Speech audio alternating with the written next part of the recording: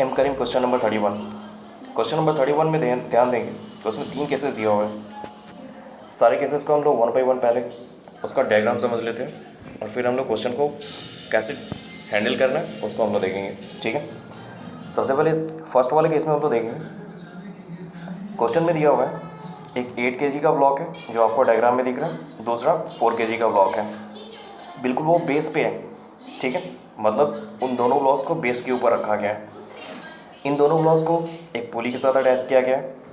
Obviously बात है कि पुली के साथ अटैच करेंगे तो वो अटैचमेंट किसके थ्रू है, एक केबल के थ्रू।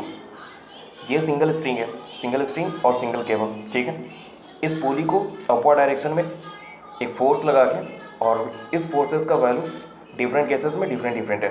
ठीक है, हम लोग आगे केसेस देखेंगे तो वहाँ पे देखेंगे कि फोर्सेस कैसे कैसे डिफर कर रहा है। एक अपवर्ड डायरेक्शन में फोर्स लग रहा है। इसमें ध्यान देने वाली बात यह है कि अगर अपवर्ड डायरेक्शन में फोर्स लगेगा तो वो फोर्स स्ट्रिंग के ऊपर 2 इक्वल पार्ट्स में डिवाइड होगा। ठीक है, अगर एफ फोर्स लगेगा तो पहले वाले स्ट्रिंग के केस में पहले जो टेंशन लगेगा पहले स्ट्रिंग में वो F/2 होगा और सेकेंड वाले स्ट्रिंग में भी F/2 होगा। यानी एग्जांपल के लिए अगर मान लें कि अपवर्ड डायरेक्शन में फोर्स लग रहा है 60 न्यूटन, तो ये 60 न्यूटन 2 डिफरेंट पार्ट्स में डिवाइड होगा। ठीक है, पहला 30 न्यूटन, सेकेंड वाला 30 न्यूटन। यानी 8 kg ब्लॉक के ऊपर जो टेंशन क्रिएट होगा वो भी 30 न्यूटन, और 4 kg ब्लॉक के ऊपर जो टेंशन क्रिएट होगा वो भी 30 न्यूटन। ठीक है, इस 30 न्यूटन और 30 न्यूटन का कॉन्सेप्ट 60 न्यूटन को 2 पार्ट्स में जब डिवाइड कर रहे हैं ये वहाँ से आ रहा है।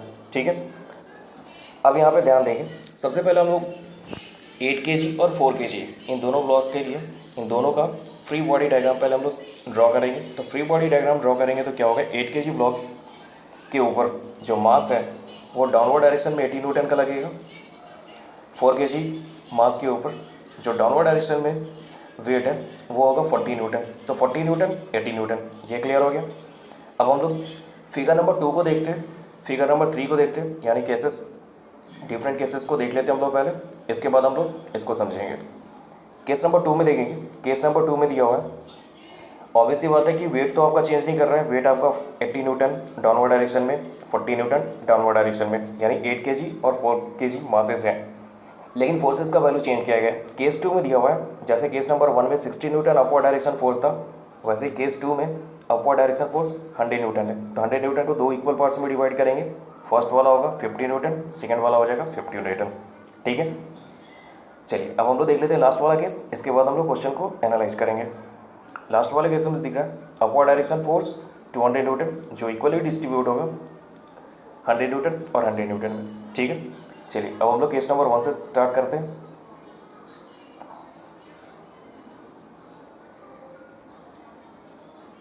केस नंबर 1 में दिख रहा है अपवर्ड डायरेक्शन में एक फोर्स लग रहा है 60 न्यूटन ऊपर के डायरेक्शन में। ठीक है, 60 न्यूटन को 2 इक्वल पार्ट्स में डिवाइड करेंगे तो ये हो जाएगा 30 न्यूटन एंड 30 न्यूटन। ठीक है, 8 kg ब्लॉक और 4 kg ब्लॉक दोनों का जब हम फ्री बॉडी डायग्राम यहाँ पे ड्रॉ करेंगे तो फ्री बॉडी डायग्राम कुछ इस तरह से हो जाएगा। ऊपर की डायरेक्शन में टेंशन 30 न्यूटन जो 60 का हाफ होगा, और इस ब्लॉक के लिए भी जब ऊपर की डायरेक्शन में हम लोग टेंशन क्रिएट करेंगे, टेंशन का वैल्यू लिखेंगे तो टेंशन का वैल्यू हो जाएगा 60 न्यूटन जो 60 न्यूटन का हाफ होगा। डाउनवर्ड डायरेक्शन में 8 इंटू 10 जो जी का वैल्यू 10 लिया गया है, जिसके कारण यहाँ पे 80 न्यूटन नीचे के डायरेक्शन में, 40 न्यूटन नीचे के डायरेक्शन में। यहाँ पे ध्यान ये देना है कि ब्लॉक्स 8 kg और 4 kg ऊपर डायरेक्शन में मूव करने के लिए, यानी ब्लॉक्स को ऊपर की डायरेक्शन में मूव करने के लिए, क्योंकि फोर्स लग रहा है अपवर्ड डायरेक्शन में, तो ऑब्वियसली बात है कि ब्लॉक को ऊपर ले जाएगा वो। लेकिन ब्लॉक ऊपर कब जाएगा, इधर 40 न्यूटन का फोर्स नीचे लग रहा है और इस डायरेक्शन में 40 न्यूटन का फोर्स नीचे लग रहा है। अपवर्ड डायरेक्शन ओनली 30 न्यूटन है और इधर भी ओनली 30 न्यूटन है। तो 30 न्यूटन इस ब्लॉक को ऊपर एक्सेलेरेट नहीं करा सकता है, और यहाँ पे भी 30 न्यूटन इस 8 kg वाले ब्लॉक को ऊपर एक्सेलेरेट नहीं करा सकता है, क्योंकि ऊपर की डायरेक्शन में 30 न्यूटन, नीचे की डायरेक्शन में 80 न्यूटन। ठीक है, यानी नेट फोर्स का डायरेक्शन हमेशा नीचे की तरफ इस केस में रहेगा, और यहाँ पे भी नेट फोर्स का डायरेक्शन नीचे की तरफ होगा। समझ में आ रही है ये चीज़। चलिए नेक्स्ट हम लोग देखते हैं इसी केस में। तो यहाँ पे कौन कौन सा केसेस हो सकता है, possible cases.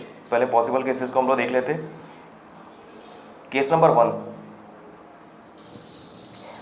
If tension less than equal to 40 newton then acceleration is equal to 0। क्योंकि डाउनवर्ड डायरेक्शन बिल्कुल सिंपल तरीके से समझेगी। अगर 40 न्यूटन का फोर्स नीचे लग रहा है तो ऑब्वियस सी बात है कि अगर ऊपर की डायरेक्शन में 40 न्यूटन से कम फोर्स लगेगा तो ये ऑब्जेक्ट एक्सेलरेट नहीं कर सकता है। अगर यहाँ पे 80 न्यूटन से कम फोर्स लगेगा ऊपर की डायरेक्शन में तो ये ऑब्जेक्ट भी ऊपर की डायरेक्शन में मूव नहीं कर सकता है। क्लियर? यानी ऊपर की डायरेक्शन में दोनों ऑब्जेक्ट्स को बारी बारी से मूव कराने के लिए हम लोगों को फोर्सेस क्या चाहिए? ऊपर की डायरेक्शन में अपवर्ड डायरेक्शन में फोर्स, और वो टेंशन के रूप में होगा। वो क्लियर है कि कितना कितना होना चाहिए? अगर इस ब्लॉक को एक्सेलरेट कराना है ऊपर की डायरेक्शन में तो यहाँ पे ग्रेटर देन 40 न्यूटन होना चाहिए, और यहाँ पे कितना होना चाहिए? Greater than 80 Newton. यानी 80 न्यूटन से अगर कम फोर्स है ऊपर की डायरेक्शन में टेंशन के रूप में तो ये ब्लॉक एक्सेलरेट नहीं करेगा, यानी एक्सेलेरेशन इसका जीरो होगा। और ये ब्लॉक अगर 40 न्यूटन से कम ऊपर की डायरेक्शन में फोर्स लग रहा है तो इसका भी एक्सेलेरेशन जीरो हो जाएगा, यानी दोनों ही केस में acceleration zero.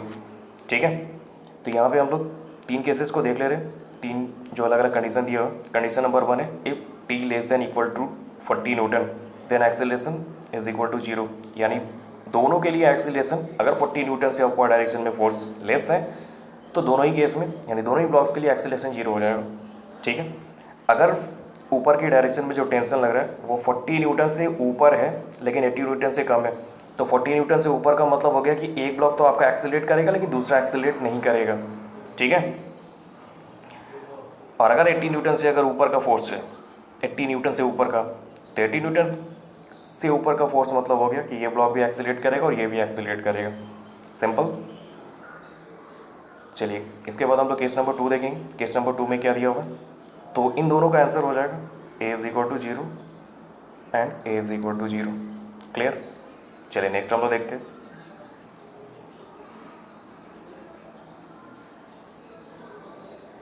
Case number 2। Case number 2 में दिया होगा अपवर्ड डायरेक्शन में फोर्स लग रहा है 100 न्यूटन, तो ऑब्वियस सी बात है कि यहाँ पे 50 न्यूटन और यहाँ 50 न्यूटन इक्वली डिस्ट्रीब्यूट हो गया दोनों तरफ। अब इस केस में डाउनवर्ड डायरेक्शन में 40 न्यूटन का फोर्स और अपवर्ड डायरेक्शन में 50 न्यूटन का फोर्स। यहाँ पे डाउनवर्ड डायरेक्शन में 80 न्यूटन का फोर्स और अपवर्ड डायरेक्शन में 50 न्यूटन का फोर्स। मीन्स ये तो एक्सेलरेट नहीं करेगा, यानी इसका एक्सेलरेशन तो जीरो होगा, लेकिन ये एक्सेलरेट करेगा। आप लोग एक्सेलरेशन का वैल्यू निकाल सकते हैं इस इक्वेशन से, जैसे 50 minus 40 is equal to 4 into A, और यहाँ से हम लोग एक्सेलरेशन का वैल्यू निकालेंगे तो वो हो जाएगा 10/4 यानी 2.5 मीटर पर सेकेंड स्क्वायर। ठीक है, चलिए इसके बाद हम लोग देख लेते हैं केस नंबर 3। केस नंबर 3 में अपवर्ड डायरेक्शन में फोर्स लग रहा है 200 न्यूटन जो इक्वली डिस्ट्रीब्यूट हो जाएगा 100 न्यूटन और 100 न्यूटन के रूप में। ठीक है, इस बार देखते हैं downward direction 40 newton, upward direction 100 newton. इसका मतलब है कि इसमें एक्सीलरेशन होगा, यानी इसका acceleration not equal to zero होगा, यानी एक्सीलरेशन होगा कुछ ना कुछ, और वो एक्सीलरेशन हम लोग फाइंड कर सकते हैं। कैसे फाइंड करेंगे, तो फर्स्ट इक्वेशन 4 kg वाले ब्लॉक के लिए 100 minus 40 is equal to 4a, यानी यहाँ से ए का वैल्यू हम लोग निकाल सकते हैं। ए इज इक्वल टू हो जाएगा 100 माइनस 40 60/4 यानी 50 मीटर पर सेकेंड स्क्वायर। ठीक है, ये हो गया ब्लॉक 4 kg के लिए। अब आते हैं हम लोग 8 kg वाले ब्लॉक के लिए। तो 8 kg वाले ब्लॉक के लिए एक्सेलरेशन कितना हो जाएगा, तो इसके लिए भी इक्वेशन हम लोग निकाल सकते हैं।